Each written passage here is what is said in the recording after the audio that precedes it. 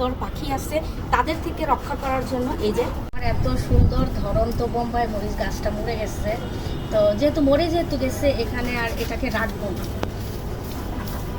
ছাদ বাগানে টবের খুবই সংকট হয়, তো এখানে রাখবো না। গাছটা আমি উঠায়া ফালায়া এই জায়গায় আবার নতুন করে গাছ বসাই দিব। আর এই যে মাটিগুলো দেখতেছেন, এই মাটিগুলো কিন্তু সব আমি রাখবো না। এই যে মিষ্টি কুমড়া, এই মাটিগুলা অর্ধেকের চেয়ে বেশি আমি ফেলে দিব।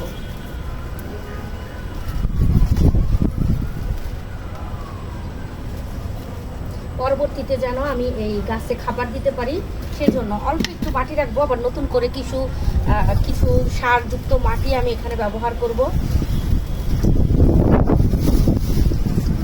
আল্লাহ রে, কি অবস্থা!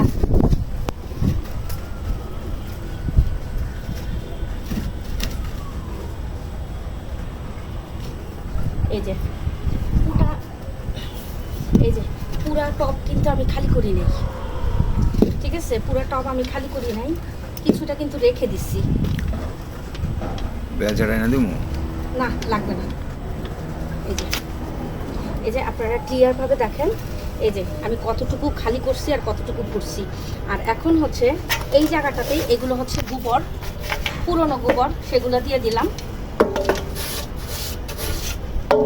নতুন গাছ লাগাইতে গেলে অত বেশি মাটির সারের প্রয়োজন হয় না। আর এইগুলা হচ্ছে আমার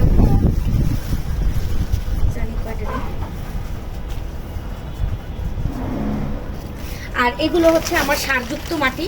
এগুলো আমি অনেক দিন আগে থেকে জমিয়ে রাখছি নতুন চারা বসানোর জন্য। এই যে এখানে সব কিছুই আছে। তো মাটি কিভাবে প্রস্তুত করি সেই ভিডিও আমি আপনাদেরকে দিব। আর এখন এখানে একটা বোম্বাই মরিচের চারা আমি লাগাই দিব।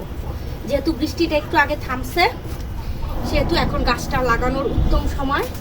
আর লাগায় অবশ্যই আমি বেশি বৃষ্টির সময় ভিতরে নিয়ে রাখবো।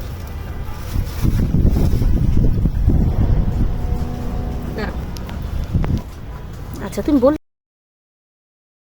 বিসমিল্লাহ। এই যে আমি কি বললাম না, আমি এভাবে ঘটা করে কখনো চারা করি না, জাস্ট এভাবে উঠাই নিয়ে লাগাই দিই।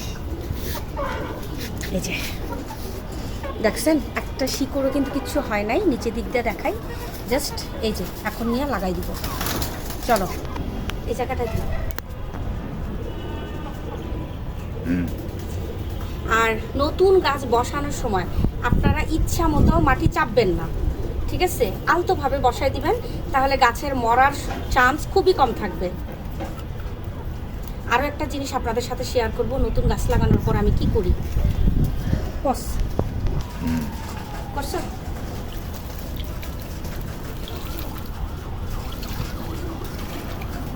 এই যে গাছটা আমি লাগাইলাম, এখানে কিন্তু কোনো সাপোর্ট টাপোর্ট কিচ্ছু দেয়নি। আর নতুন চারা ডাইরেক্ট রোদ্রে লাগলে কিন্তু নষ্ট হয়ে যাবে।